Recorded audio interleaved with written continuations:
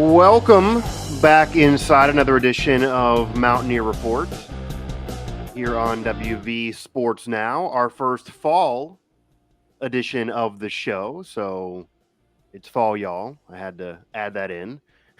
Mike Asti, Ethan Bock here, WV Sports Now. You can also find this show everywhere you get your podcasts, and I see some of you actually are. So Apple, Spotify, etc.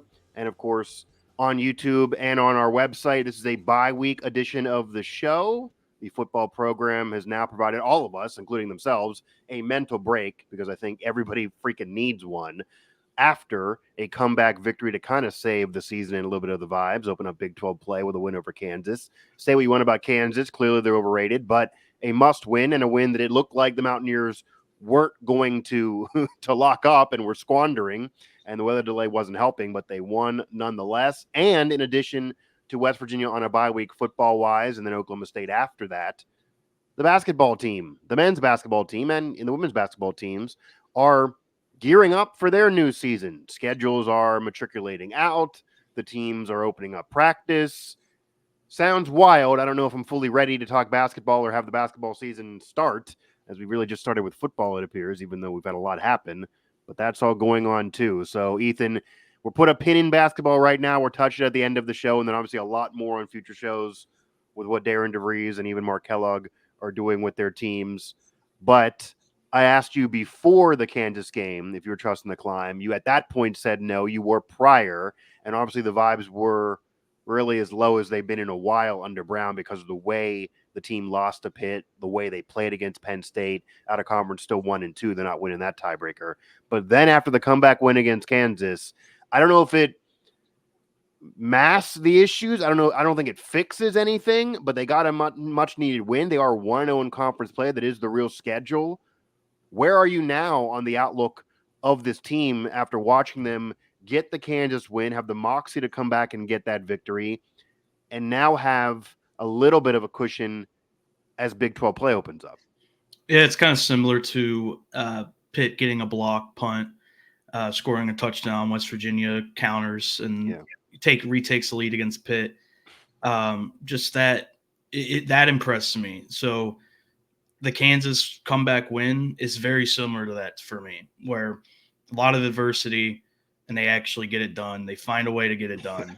Yeah. Obviously, I wouldn't say people should be back on the climb. I think that could be a thing of fool's gold. We've seen it before, but this team does have an opportunity to salvage their season, even with two games that are considered top rivals.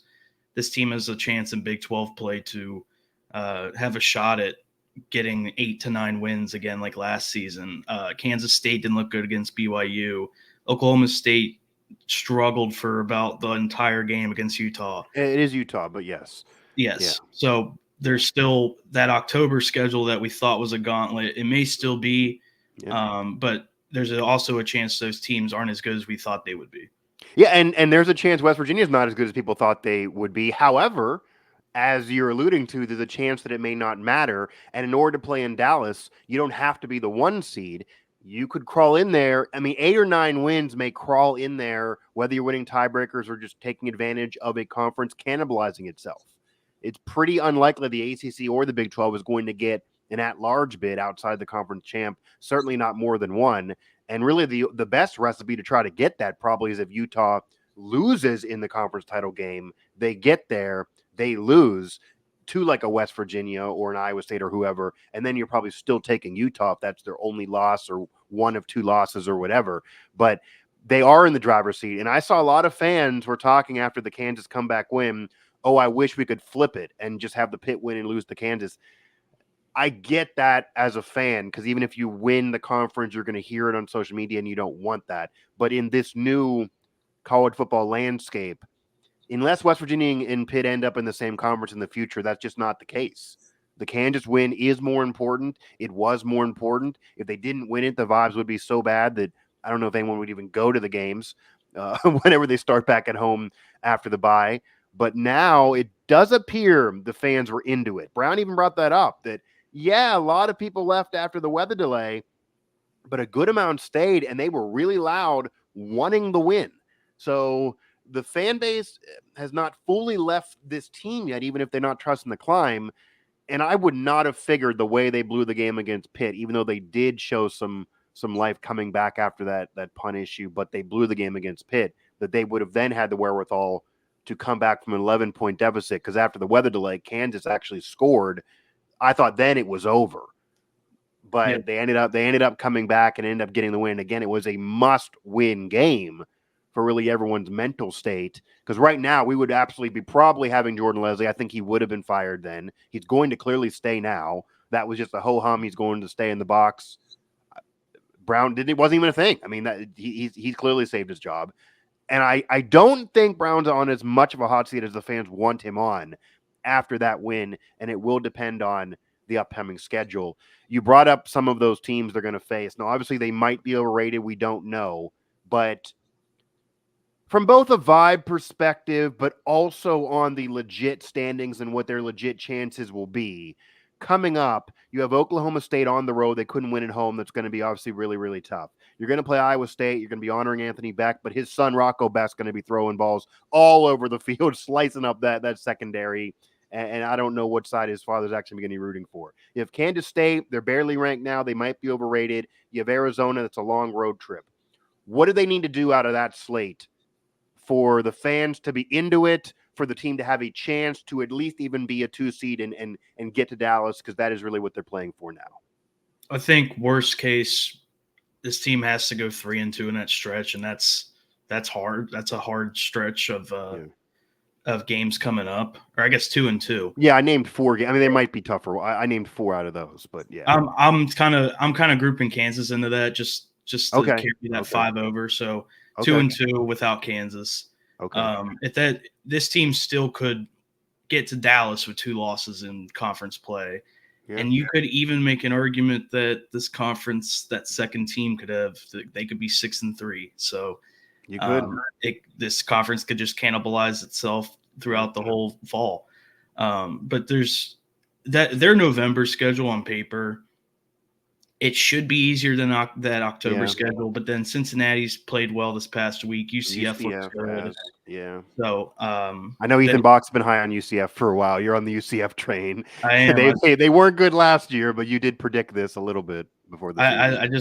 I just like their offense a lot, and it's going to be a problem for West Virginia, obviously, with their secondary in 2 months. But this team has an opportunity. If they can go 3-1 in that 4-game stretch, then they're in really good shape. Yeah. And then imagine if they would have beat Pitt and hung on, they would absolutely be ranked. I mean, they would then be a top 20, top 15 team if they would do that. And you could even make an argument right now, Ethan, that if they had the Pitt win, because Pitt is not ranked despite being undefeated, because you could argue whether there's a quality win or not, depending on what you think of West Virginia and Cincinnati. And they do have an easy schedule even coming up. But if West Virginia was sitting here 3-1 with only a loss to Penn State and multiple P4 wins, West Virginia probably would be late ranked, or maybe still getting – I mean, they were getting votes right there prior to the season. They would absolutely argue for 24, 25 right now, but they obviously don't have the Pitt win. Yeah, and you have a 3-1 – if they go 3-1 that stretch, they're looking at 5-3. With that November schedule coming up, which could get them a couple wins, then they're looking at another repeat of a 9-4, 8-4, 9-4 season. And that might be enough to play for the conference title, because the conference, again, it has a lot of depth, but there's really no elite teams unless you argue Utah, who's still fringe of that top 10. So, wow, that might be a negative overall. That's crazy to throw out in the atmosphere, that we're 1 week after the Pitt loss, already talking about conference title scenarios. But that's just how deep the Big 12 is past Utah. There's just a lot of teams that are in that same category after Utah, where they could be that second team. And even if Utah drops a game that they shouldn't drop, then it even makes it more complicated. Yeah, and there's a lot of tiebreakers that are going to come into play. And again, when Utah and Baylor played, like anything that was a prior to conference play game, because it was scheduled a decade ago when they were not in the same conference, doesn't count for the conference standings. The common opponent thing that people bring up, Pitt's a common opponent with Cincinnati. It's common opponents in the conference, so Pitt's not going to count in a common opponent tiebreaker. That won't be a problem for West Virginia. The only issue that'll come in tiebreaker wise will be overall record That'll obviously be a problem because of the 1 and 2 out of conference play. And then even if you go into win percentage against common opponents, we're talking Utah. West Virginia doesn't play Utah. They don't. Now they have this tough schedule, but they don't play Colorado. They don't play Utah. You're avoiding BYU, who's also been an underrated kind of underdog story this year. Common opponents, they don't have that many of them. They already got the Kansas win. If you go 1-0 in common opponents, obviously you have it, even though that wouldn't be fair fully. So they could take advantage of some things. I'm not predicting it at all. I do think they could at least have a respectable year, which still might be below expectations entering the season for sure, and it's their own fault. But if somebody would tell me that West Virginia wins the Big 12, I'd be surprised, but I wouldn't be blown away because of how wide open everything is. If somebody would say Kansas State, Iowa State, Texas Tech has actually even been good, Cincinnati, UCF, any of these teams, Oklahoma State, you'd be surprised with some of them, but it's not like anyone would fall off their chairs because that's just how the conference is this year. If anybody but Utah wins, it'll be surprising, but that's just the situation with the conference. One last thing, Ethan Bock, Mike Asti here, a Mountaineer Report, WVSN. The Mountaineers are in a bye week right now. They're 2-2, but 1-0 in conference play. And again, it's a wild conversation, but it exists because of how wide freaking open the Big 12 is and how the rules currently are for the playoff.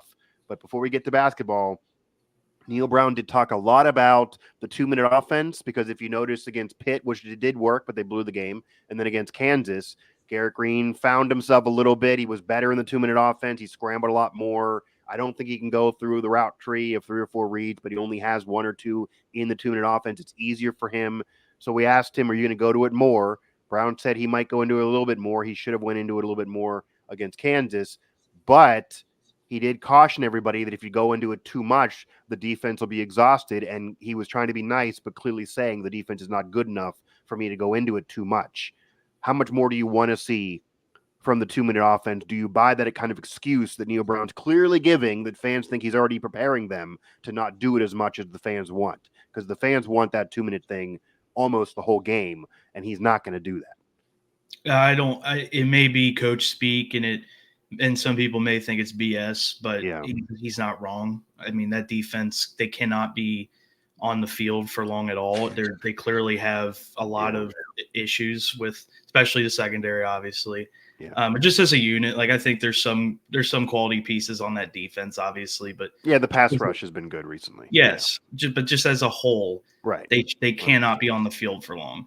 But then to Neal's point, that offense, they just need to find like a perfect balance of playing more up tempo.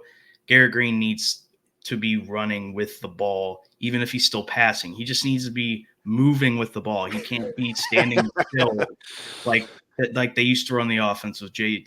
Drop back and then chuck it.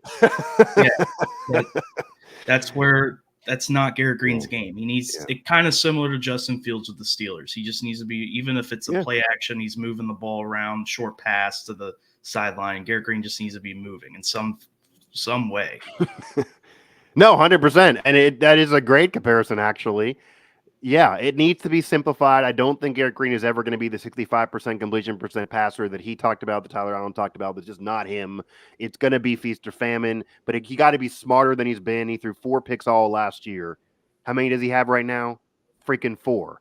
Like, he's not been smart with the football. That has been a problem in addition to the defense, but they need to do it more. They need to be up tempo more. They need to simplify more, but it cannot be what the fans want, and they don't want to hear this, but the defense is just legitimately not good enough to do it. I think even if they scored 35 a game doing that they would give up 50. I mean, the defense would be exhausted. That would not work. It maybe would work if you're in the Big 10 and teams can't hang 40 plus every week, but in the Big 12, you can't do it. I just don't see. That would be like when, as we transition into basketball, that would be like when Huggins had press Virginia.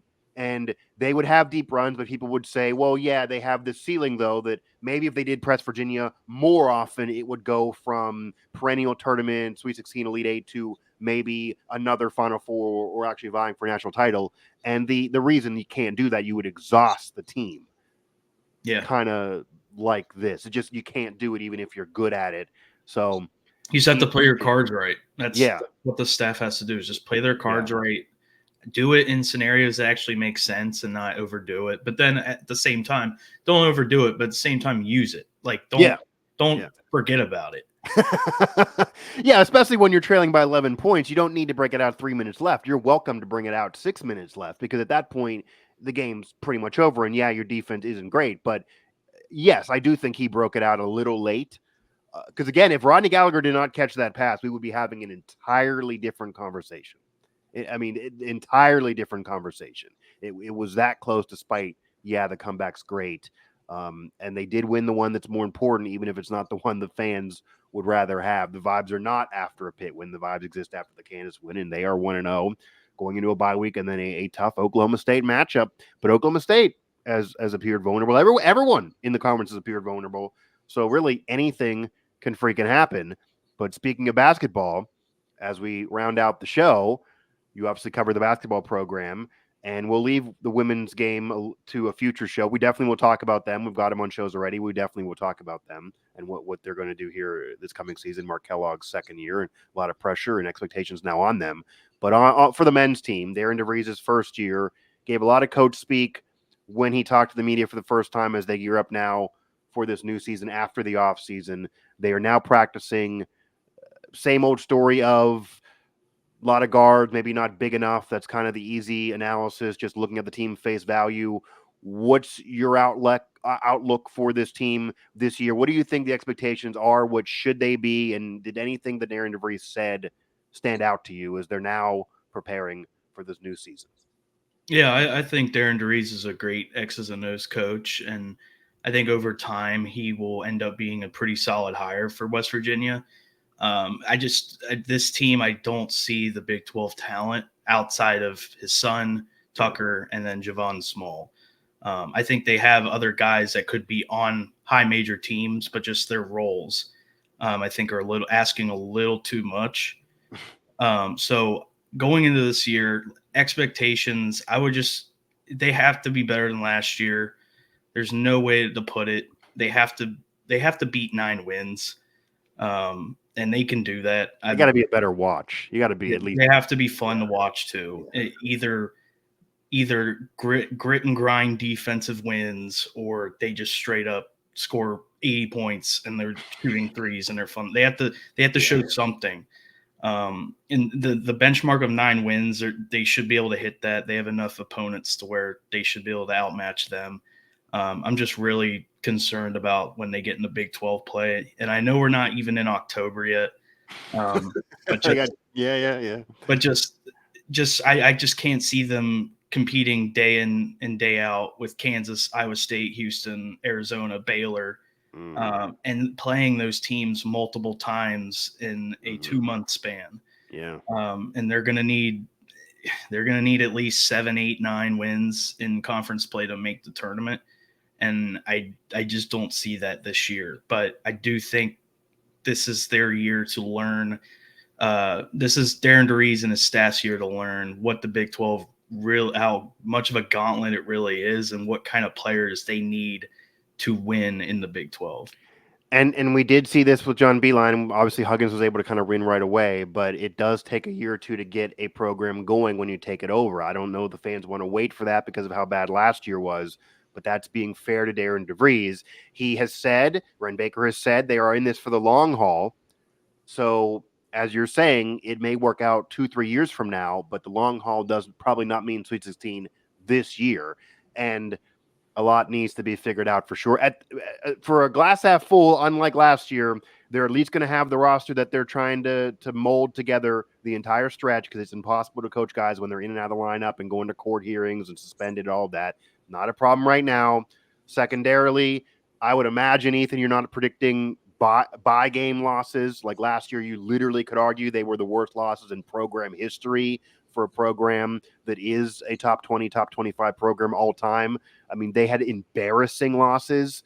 I don't think that'll happen, even if they suck in conference play. They do have some premier games against Kansas I saw on New Year's Eve. Like those matchups, that's going to be where if they get destroyed and lose by 30, that's really going to look bad nationally. That's going to be hard to come back from for future rankings, for polls, things like that. That's where maybe national fans that aren't going to watch in October are going to think West Virginia is just as bad as they were this past year, even though if it's not true. And I think they got to get to like 13, 14 wins for fans to be happy about next year. Yeah, they should get ahead of 9, but I mean, double-digit wins should have probably happened last year if you chalk up the bye game losses. If they would wins, they would have got 10 or 11 last year. So they need to get to about that. I'd say 13 to 15 wins. Yeah. But they also, what this program has struggled for probably 3 to 4 years now is just like actually retaining young, talented players. It seems like this program, whether it was under Huggs, Josh Eilert, the fifth-year seniors coming in and leaving right away. Darian DeVries has a lot of fifth-year seniors as well coming in, and he really didn't have much of an option. But he also has a mixture of freshmen and sophomores that he can build around, and I think that's what the fans need to see is just some sort of foundation built around guys they're able to retain and develop, and you actually see somewhat of a former self of traditional college basketball. Yeah, and there were some players that had more than 1 year of eligibility that he brought in this year, and that was what we were looking for. Like, you got to have more than 1 year of eligibility. Who are they bringing in that regard? Obviously, his son only has the one, but that is a big deal. And even if these players are not the star on next year's team, you can go and try to recruit a star who only has 1 year left. But as long as you have a lot of players that you are developing, that next year they should be even better to play around that guy. Okay, that can be a plan that is better than, West Virginia made the tournament in that 1 year under Huggs in his, final hurrah in the tournament that ended up being the end of his career. But that even if he came back, that team, as we saw, would have had to re-recruit multiple times. They did before the scandals. You weren't going to see Eric Stevenson and company again anyway. So who knows how that team would have performed, even though they were predicted to do a lot, even without the scandals, because it's hard to coach that way, and it's the portal life. But as you know, with the Border Report, but having another year of eligibility, a major deal. Having a couple players like that is a major deal. And I think starting out somewhat strong in winnable games is also important to make sure fans go to these games, which is a serious thing. I think if it's another 9-win year, it's not fair to DeVries, but you're going to have trouble getting attendance. That certainly dropped last year for sure. And last year, we can all argue it wasn't fully fair to Eilert, but that is arguably one of the worst years in program history. You could actually argue it is the worst year in program history if you look at the games, the record, and how just freaking bad it was. So the bar is not high for Darian DeVries to climb. The one blessing in disguise for him and of all the scandals, Ethan, is it's harder to replace the guy. It is easier to replace the guy that replaced the guy. Yep. He's not really replacing Huggins. He's replacing Eilert, even though Eilert was an interim. So that's a little easier. He has that cushion. The bar is a little bit more of Eilert than it is I'm replacing Huggins with all the wins, with the success, with the Hall of Fame, all of that. He's not really directly replacing Huggins. That's a little bit easier to stomach, I think, for Darian DeVries. Plus, I don't think fans have expectations. I don't think that's fair. There's a lot of new. There's a whole new staff, a whole new roster. I just don't think the fans know what to expect, and that's probably a good thing for Darian DeVries. Just go into it like with no expectations, and just see what happens. I think that's everybody's mentality this year. Yeah, you don't know what to expect, so it's not really fair to put expectations on a first-year coach with a program that is completely different than what it was even less than a year ago and had so much scandal despite the history of it. So that's completely fair, and I do think that's an advantage for Darian DeVries. He'll get a little bit of a cushion. I don't think anyone's going to call for him to be fired if they start out losing a couple games earlier in the year like that was the case with Eilert. So this is not as much of even the Huggins fans that wish Huggins was still there. They may give Darian DeVries a little bit of a break, because he's not involved in any of those decisions. He got a job. It's a good job for him, and he's trying to win. You just get the stink of some of that. I think the fan base might become a little less toxic a little bit this year, which will be a big step in the right direction. As we end the show, something popped in my mind with kind of what your analysis was, especially if they do get to the higher bar of the 15, etc. And obviously the NIT is a tournament that back in the day was historic. Back in the day was better than the NCAA tournament. The program even claims a national title off of winning the NIT. They won another NIT in the early 2000s. It's not nearly what it was back then anymore. No one cares about it. The major programs, the North Carolinas, even Pitt actually are making it clear they don't want to play in that. The history of the West Virginia program makes it to being a program that is too good for that tournament based on the history of the program. Tournament talked about with Fox Sports sponsoring things and what's going down in Vegas. For you, this coming season, not every year in the future, obviously there's tons of history, Jerry West, etc., that West Virginia should be too good, not even an insult, but should be too good for the NIT, maybe even this Fox Sports thing, and it should just be NCAA tournament or bust every year.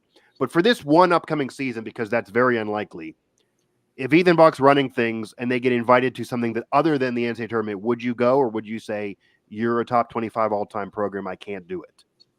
100% would go this season. 100%. Just based on, like I was talking about earlier, just with the freshmen, sophomores they have, this would be something you would play in the NIT for before the portal era. You would play to get these guys more playing time. Guys like Amani Hansberry, Sincere Harris, Jonathan Powell, KJ Tenner, etc., Ofri Neve, just getting those guys more experience, and hopefully if that staff was able to retain all those guys and those guys all showed promise this season, 100% you play in that tournament.